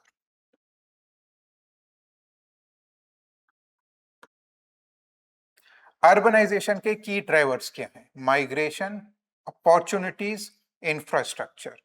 Social mobility essentially means that you can be anonymous in urban settlements. People are not very much aware about your caste, about your religion, or about the native places, and anonymously you can pursue your careers, right? Somebody who is a migrant and he is not very much comfortable to pursue brick making thing or the what we say the cotton industry or the textile kind of things in their native villages because they belong to one certain caste. But once they move towards the urban settlements and they are good at, and if they want to pursue, they can do that. So that anonymity provides the opportunity for employment or the livelihood generation. Industrialization में क्या होता है? Raw material available होता है, labour available होती है. Now that brings one industrial zone brings laborers from across the country and nearby regions to one place, and that eventually leads to urbanization, because once they get into those industrial zones, those laborers have their own demands or have their own notions of a settlement, where they need a school for their young kids, where they need a recreational area, where they need other prospects of daily livelihood, be it cinemas or be it grocery stores or be it healthcare facilities or something like that. So industrialization is the beginning of the transformation from rural society towards the urban society, right? But modernization क्या है? Better education या relevant education, relevant skill development, health, communication, and exposure to global ideas, to newer ideas. Now, it means exposure. We are not talking about acceptance of those global ideas. We just need exposure. We can relate it or we can compare it to the traditional ideas, traditional notions, and we can choose for ourselves. That level of aptitude, that level of rationality in choosing a thought is modernization, right? ऐसे ही बाकी सारी चीजें हैं, इन्हें आप देखिए. Infrastructure, urbanisation में मतलब रोड्स, इलेक्ट्रिसिटी बेटर होती है, सैनिटेशन फैसिलिटीज बेटर होती हैं, हेल्थ केयर फैसिलिटीज बेटर होती हैं. इंडस्ट्रियलाइजेशन में इंफ्रास्ट्रक्चर क्या होता है? ट्रांसपोर्ट नेटवर्क्स होते हैं, लॉजिस्टिक हब्स होते हैं. मॉडर्न में क्या होता है? Modern transport, digital connectivity, broadband and airports. Modern transport, rapid metro, rapid rail kind of things. या अब जैसे ई rickshaws was a thought that it will reduce the manual labor of pulling a rickshaw, then battery rickshaws took over. तो ये एक transition है, ये एक change है. Change not to have battery rickshaws but to reduce the manual labor, which was very humiliating, which is considered humiliating, which came through the exposure to those global ideas, right? Transition ऐसे होता है.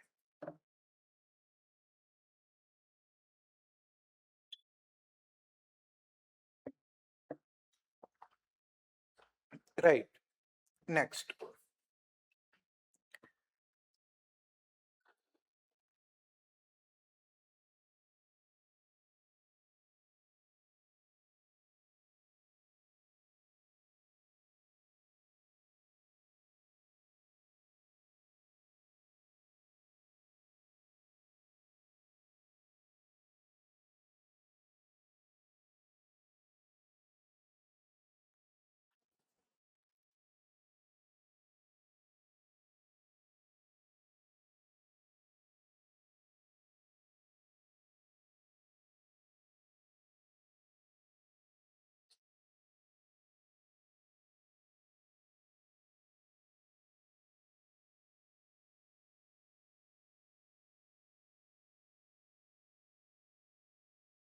कुछ एक दो keywords हैं, इसे याद रखिए, जैसे differentiated demographic governance, right? So when we talk about a plan to reduce the fertility levels, then it cannot be implemented on a pan country level or pan India level, because different states have different demands. At certain places, we have a total fertility ratio which is below the replacement level, and at places we have a total fertility ratio which is more than the replacement level. So we cannot have the similar policies at all places. Hence, we need a differentiated demographic governance which is tailored to regional fertility levels, literacy rates, and health infrastructure gaps.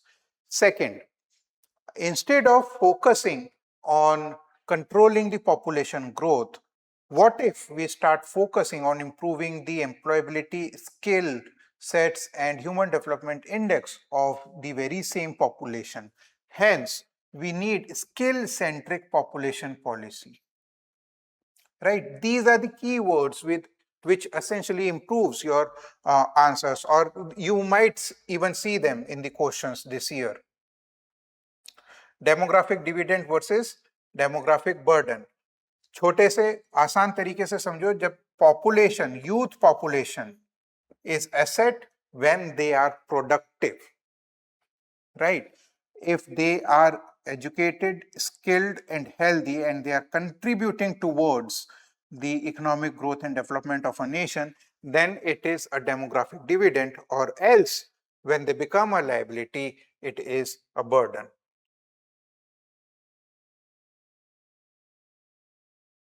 Right? So these are the terms that you should be knowing.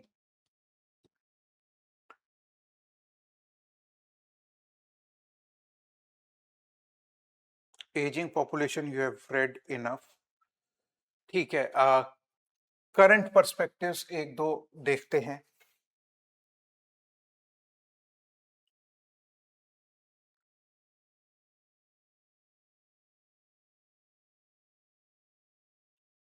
This is a very important topic, AI assisted parenting in contemporary times.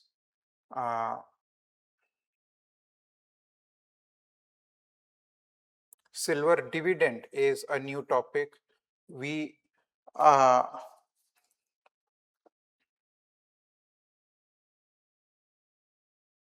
we need to understand this from the aspect of when we were talking about the aging population and silver economy. That is something different. Silver dividend is something different than that, right? So let us start with these things.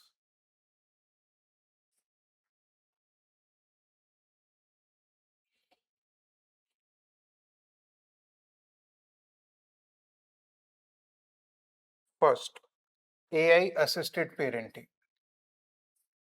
opportunities. Now, understand these opportunities because of nuclear families,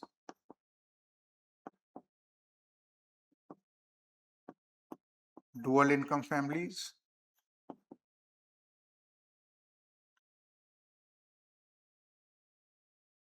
urban, aspirational.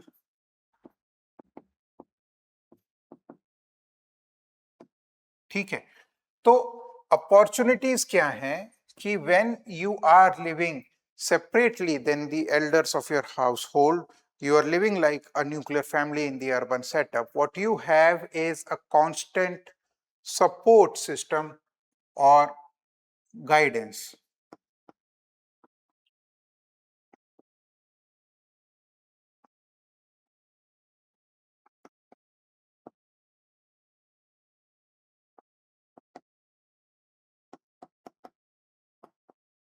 बिल्कुल वैसे ही जैसे अगर आप किसी बड़े से कोई सवाल पूछें और तो आपको वो सलाह दे देता है या आपकी परेशानी का समाधान होने के तरीके बता देता है, बिल्कुल उसी तरीके से आज के समय में क्या हो रहा है कि जब आप लार्ज लैंग्वेज मॉडल्स जैसे कि चैट जीपीटी या जेमिनाई से किसी से भी अपना कोई सवाल पूछते हैं कि तो उसमें आपको वो जवाब कॉन्स्टेंटली देता है, आपकी ट्रबल कम हो जाती है.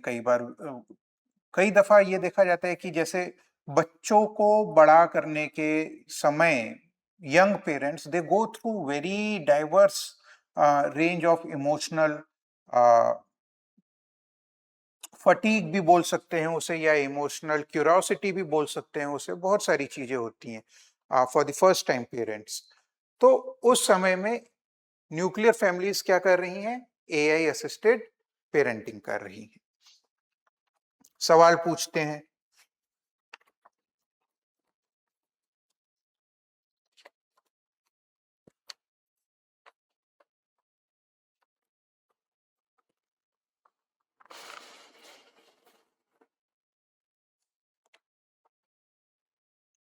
राइट, दूसरा इसमें क्या होता है, एक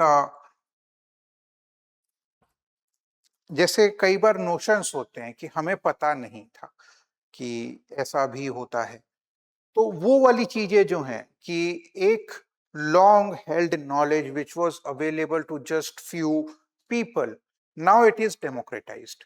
लार्ज लैंग्वेज मॉडल के पास इतना बड़ा नॉलेज बैंक है कि वो आपके क्वेश्चंस को, आपकी क्यूरियोसिटी को सही तरीके से जवाब दे पाता है कि when it is the time of teething, how to get the babies burping, or what are the best nutritional inputs that you can give to your babies. तो इस तरीके के जो चीजें होती हैं, जवाब होते हैं, agar if you don't have elderlies or if you do not have that nuclear sorry the joint family kind of setup, if you do not have somebody to help you in upbringing of that young kid, then you resort to those AI. That AI has actually democratized the access to the education and the knowledge that only the certain few elderly people were holding or were having. Second one is uh, जब dual income household होता है, now the time that you give to the child is reduced significantly. Uh, During those times, what happens is uh, the what we say the parental curiosity or the cognitive levels are compromised to a certain extent कि जैसे कि height क्या होनी चाहिए कि when is the right time for a kid to start walking or crawling, or when is the right time when the kid starts identifying the family people, parents, mother and father.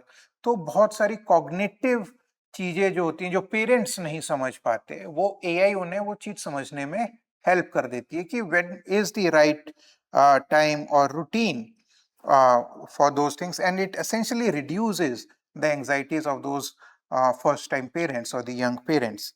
Second one is risks.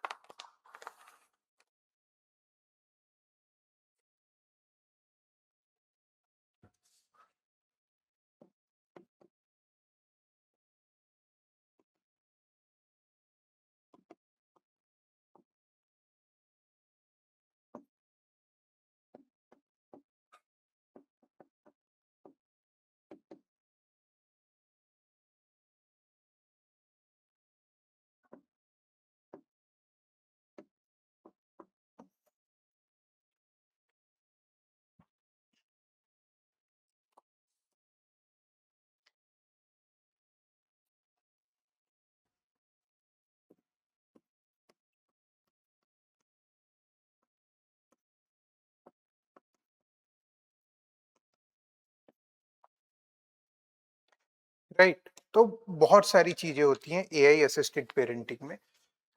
Opportunities हमने समझी। Risk क्या है कि वो एक homogenization create कर देता है कि यही राइट टाइम है एक किड का या शिशु का बोलने का, चलने का, या क्रॉल करने का, या डाइट प्रेफरेंसेस को भी एक स्टैंडर्डाइज्ड मॉडल बना दिया गया है, या इस टाइप की बहुत सारी चीजें होती हैं। And people are losing touch with their ancestral knowledge, with their traditional knowledge, that not every kid grows similarly. तो वहां पे कई बार नुकसान हो जाता है। पेरेंटिंग इंट्यूशन होता है, कई बार पेरेंट्स को पता चल जाता है शिशु के साथ क्या हो रहा है, बच्चे के साथ क्या हो रहा है। और now when these parents are constantly taking the help or the assistance of those AI models, their intuition loses, they start losing that intuitive touch with the kid, right? And they follow the process of algorithmic parenting की यही सही तरीका है जो chat GPT बता रहा है या इस टाइप का कोई मॉडल बता रहा है, ठीक है। दूसरी चीज होती है कि जो कंपनीज हैं जिनसे आप इस टाइप की सलाह ले रहे हैं, they are constantly monitoring all the inputs that you are giving और you are feeding to those large language models. तो स्लीप साइकिल हो गया, cognitive abilities and growth of the kid हो गया, डाइटरी प्रेफरेंसेस हो गया, या कुछ हेल्थ रिलेटेड इश्यूज हो गए, हर वो चीज जो आप लार्ज लैंग्वेज मॉडल में फीड कर रहे हैं वो उसे एज अ इनपुट ले रहा है, which might lead to the notion of surveillance capitalism. क्योंकि बाद में जब वही किड बड़ा हो जाएगा, when he is more addicted towards what we say social identities या सोशल मीडिया आइडेंटिटीज, या कॉन्स्टेंटली गेम्स खेलेगा या कॉन्स्टेंटली सजेशंस लेगा, एक डाइट प्रेफरेंस बनाएगा, तो दीज वेरी डेटा दैट आज की डेट में जो कलेक्ट हो रहा है वो उसे उसी लूप में बांधे रखेंगे, उसकी autonomous decision making, cognitive abilities distort हो जाएंगी बहुत यंग एज में, ठीक है। एक वो चीज है। तीसरी चीज है इंडियन सोसाइटी पे इम्प्लीकेशंस। जो हम बड़े बुजुर्गों की, एल्डर्स की सलाह लेते थे, what the opinions we use to seek, अब वो खत्म होते जा रहे हैं। पहले तो ज्योग्राफिकल डिस्टेंस आया because of migration and urbanization, but still we believe that the families are emotionally connected to each other, but now because of the AI, that emotional bonds are also losing the uh, uh, front, right?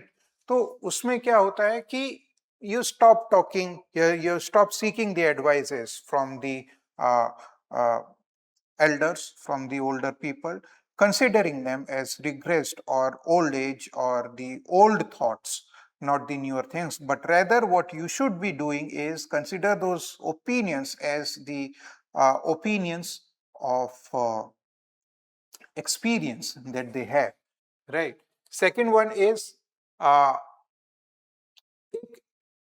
Standardisation set कर दिया जाता है कि यही सही diet है, यही सही ग्रोथ का तरीका है, यही सही पेरेंटिंग का तरीका है। तो उस केस में क्या होता है कि पेरेंट्स को एक कांस्टेंट एंजाइटी बनी रहती है कि क्या हम सही कर रहे हैं। That constant anxiety is also taking a toll on those mental spaces. तो वो भी एक गलत है। तो एआई पेरेंटिंग आज की डेट में सॉल्यूशन क्या है? Yes, you can take the assistance, but in a balanced manner. Not every suggestion that the chat GPT provides you can be medically correct or can be very much what we say um,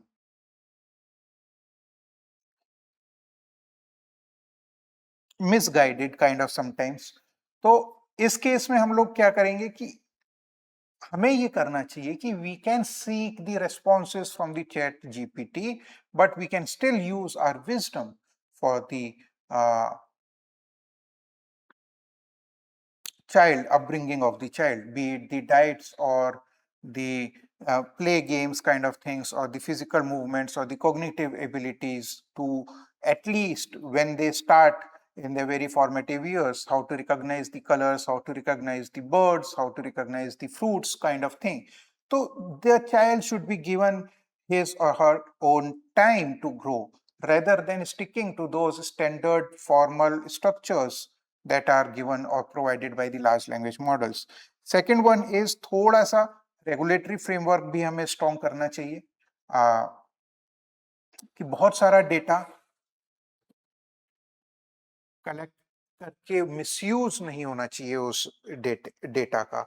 third one is parents should also be convinced or made aware about the fact that everything that you are considering as the element of truth from the large language models might not be very true, and perhaps those might not be the very best strategies for the upbringing of the kid. Rather, you should be using your own wisdoms and abilities for the upbringing of the child. Third one is uh, that the transformation from the joint family setup to the nuclear setup shall be uh, traced back towards those emotional bonds where you seek constant help and guidance from the elders for the better child upbringing. So balance is the key. We need to balance both these aspects, right? So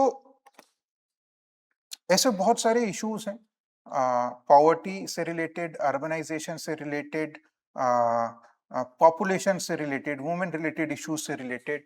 what you need to do is you need to interpret the questions correctly along with the commands of the questions.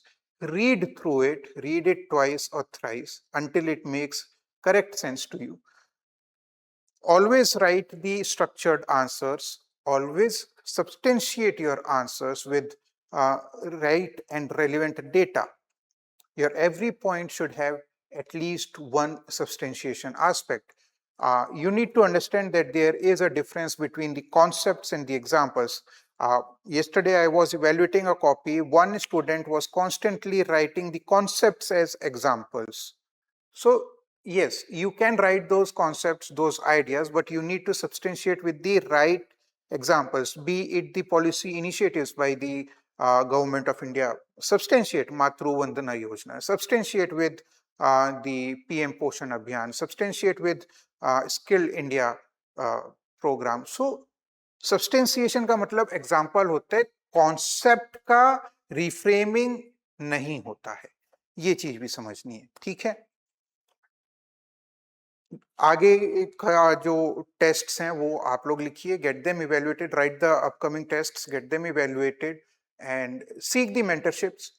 If you are not having the right content or you are not having the right mindset to interpret the questions correctly, and if you are facing a difficulty in presenting your content on a sheet of paper, so how to structure the answers, just in case you are having any of the concerns relating to the related to the answer writing for the Indian society part or any other subject, feel free to contact the front desk. Ask, don't keep the baggage of doubts with you before you enter the examination hall.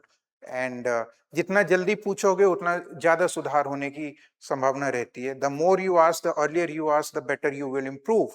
The more you will improve, kind of things, right? So there is one more class remaining tomorrow for Indian society part, and we'll try to cover the other remaining portions of the subject, and do write the tests, and good luck. Thank you. See you tomorrow.